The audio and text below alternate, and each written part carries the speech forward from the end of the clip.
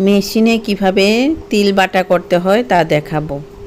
তিলটা ধুয়ে নিয়েছি ছাঁকনিতে করে, বালি চলে যাবে।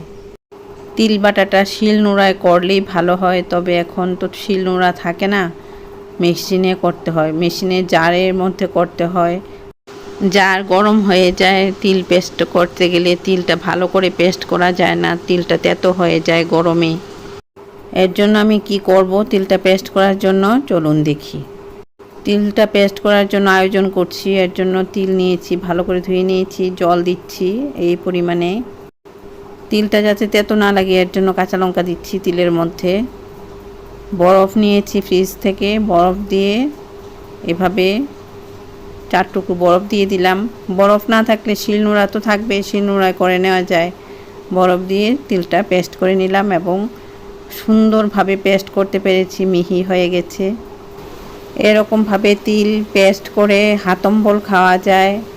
এটা চাটনি হাতম্বল কাঁচা তিল দিয়ে করা যায়। এভাবে এভারগ্রিন 757 চ্যানেলের পাশে থাকবে, ভালো ভালো ভিডিও দেখতে পারবে।